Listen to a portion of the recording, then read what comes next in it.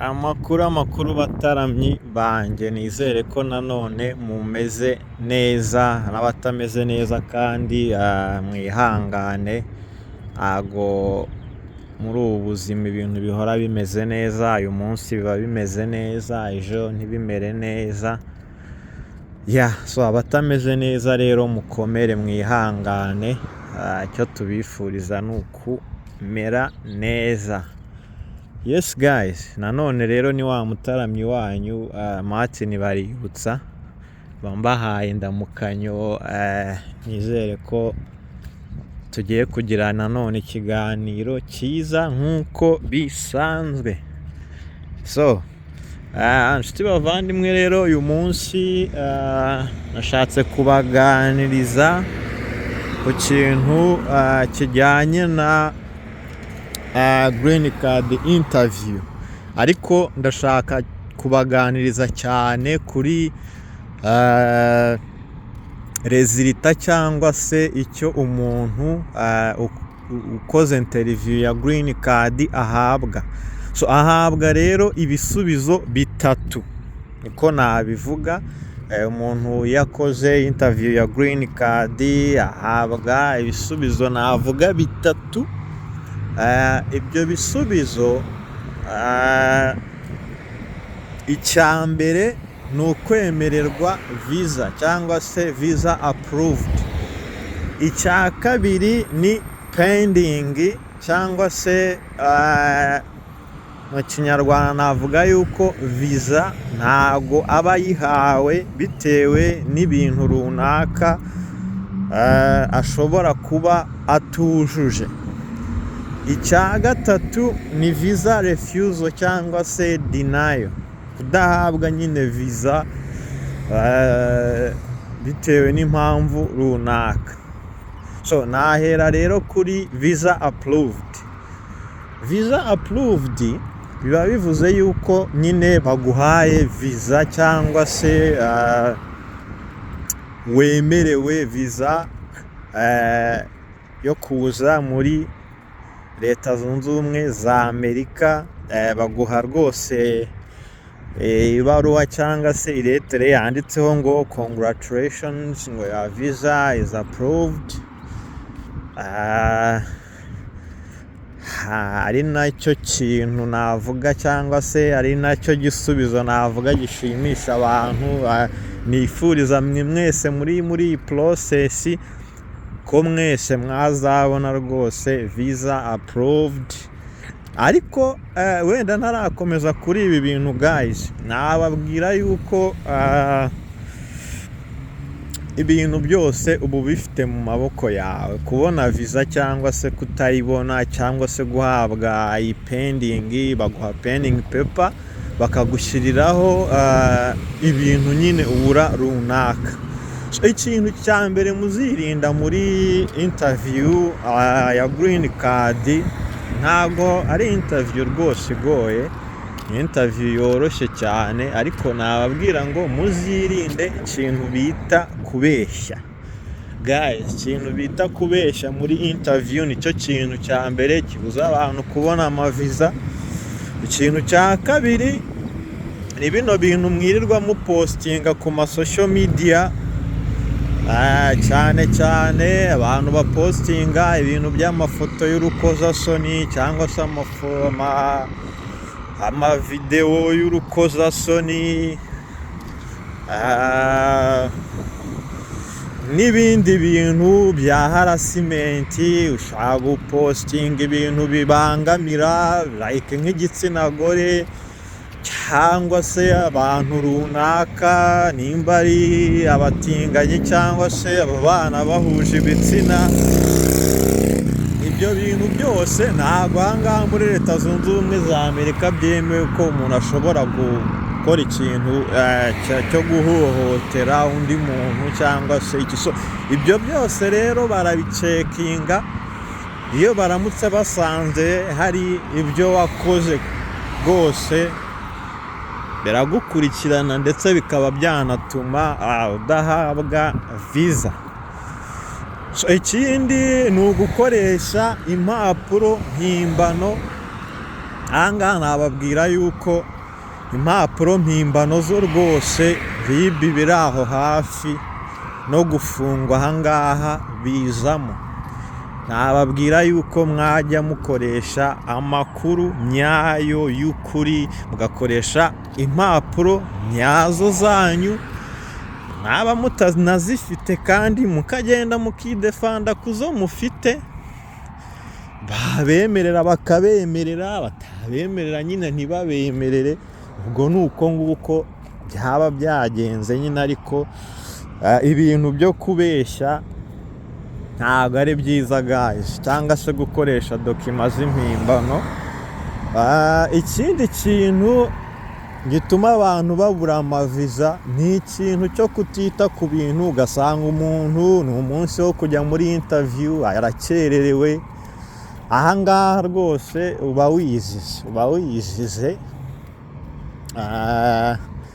wizize cyane. Ikindi nababwira ni ukudaha agaciro ibintu byose biba bisabwa.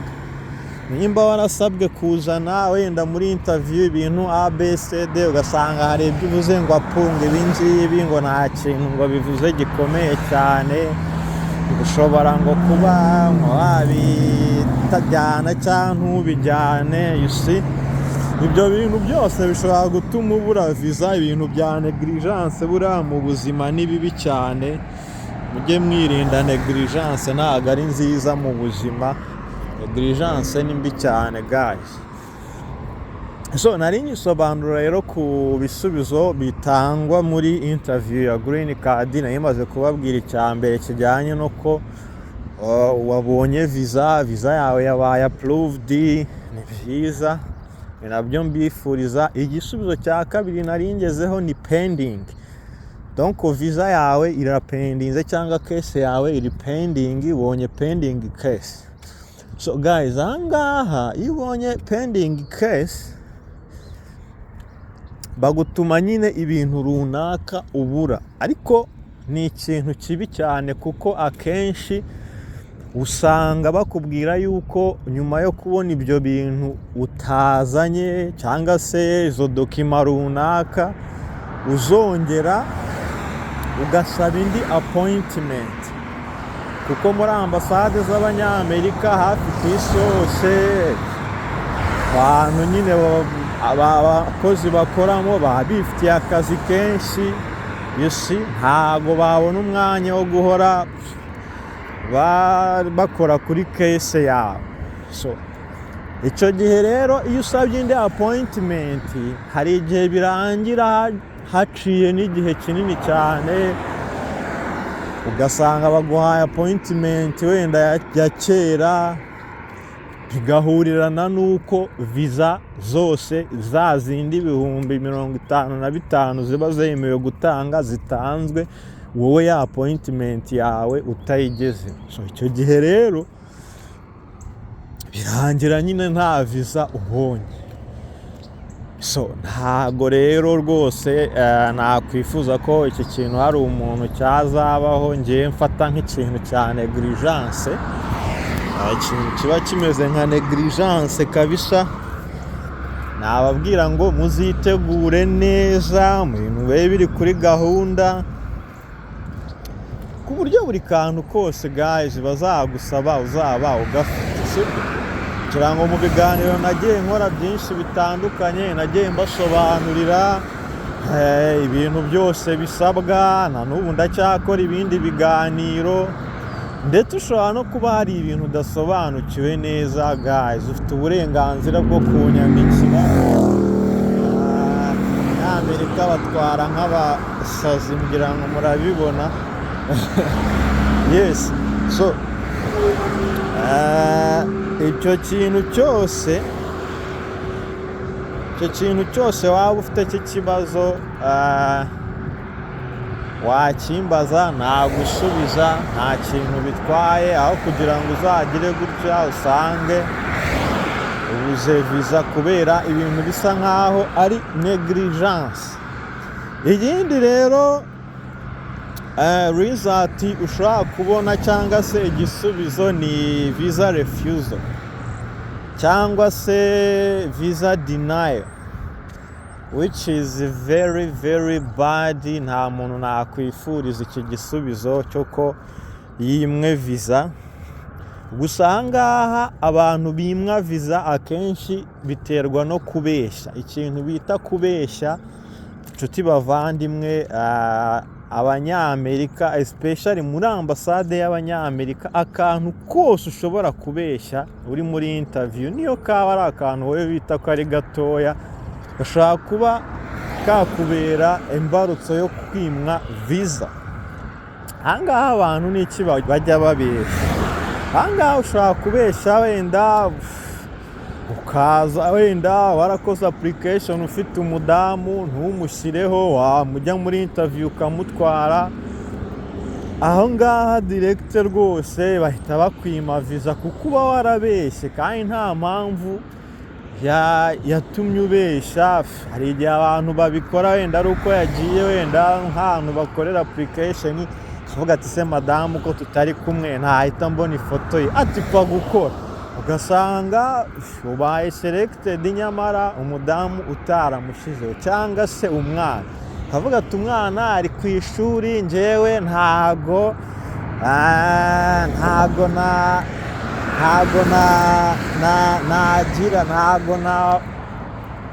nafata umwanya ngo njye kuzana umwana ku ishuri kugira ngo mukorere application nawe, ati pfa gukora ibyacu twenyine, ntawamenya hari n'igihe bitazacamo wenda n'iki. Ibi bintu bikunda kugonga abantu cyane, ugasanga bibabereye ikibazo gikomeye. So guys, rero ntazagira umuntu ugwa mu ikosa nk'iryo ngiryo. Ikindi kintu gishobora gutuma abantu babeshya ni ukuba atararangije segonderi, cyangwa adafite high school diploma, cyangwa adafite secondary school diploma cyangwa se certificate. Ugasanga ugiye muri interview, urabizi neza ko requirement ya mbere hari ukuba umuntu yararangije segonderi cyangwa se afite experience y'imyaka 2. Uretse ko experience y'imyaka 2 cyane cyane nko muri ambasade yo mu Rwanda rwose nta nubwo bayemera. Sinzi mu zindi ambasade wenda hari aho bashaka kubyemera, ariko nabyo ubuzi nawukozeho ibiganiro bitandukanye, muzagenda musubira inyuma murebe.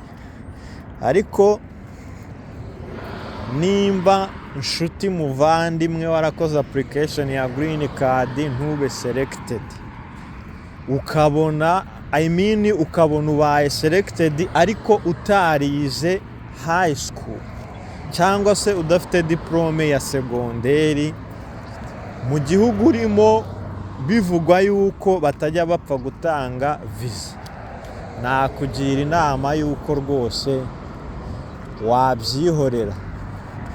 wabyihorera ntiwirirwe ujugunya amafaranga yawe ngo ugende ujye gukoresha za medical check up, ngo ugende wishyure visa fees, even ugende unatange ibyo nakwita imitungo y'umuryango yose, ngo urashaka kuza muri Amerika kandi ubizi neza yuko icyo kintu utagifite. Ni uguta igihe, ni uguta amafaranga yawe y'ubusa, nta visa bashobora kuguha kuko iyi ni requirement itihanganirwa. Ntabwo ushobora kubona visa rwose, sibyo? So ikindi kintu,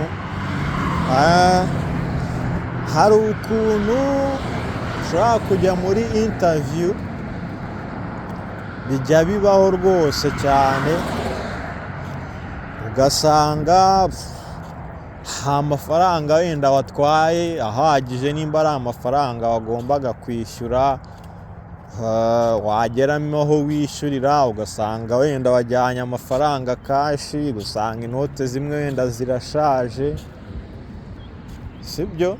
icyo gihe n'ubundi ushobora kurangira utabonye viza. So ibi wenda nakomeje kujya muri detaye nyinshi cyane z'ibijyanye n'ibi bisubizo bitatu abantu bahabwa muri interview ya green card. Ikintu mugomba kumenya ni uko buri kintu cyose wabonye nka requirement, nagiye mvuga mu biganiro bitandukanye ndetse no kuri rwa rubuga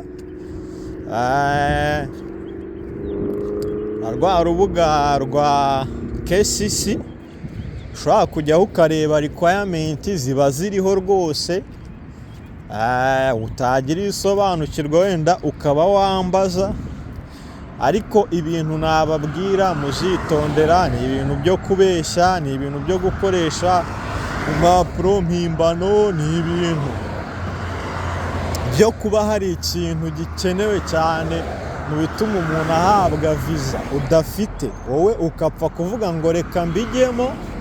Ushobora kuba wenda hari ikintu udafite ukavuga uti wenda reka ngishe inama, reka ngishe inama wenda runaka nimba koko nakora application cyangwa nayireka, nkaba nakugira inama z'uko wabigenza. Wabona utari bwa applying for interview guys, ukabireka nyine ubuzima umuntu awushakira n'ahandi. Ushaka kuba utabonye iyo viza ariko ugakomeza ubuzima bwawe busanzwe, ntusenye umuryango wawe, ntiwangize imitungo y'umuryango, kuko abantu bajya babihomberamo, bamwe ugasanga rwose barasaze, abandi basenya imiryango, ahandi bagize amakimbirane mu miryango bitewe n'iki no gukora ibintu mu buhubutsi. Ari naho hagiye hava imvugo zimwe ngo green card ngo ni scam.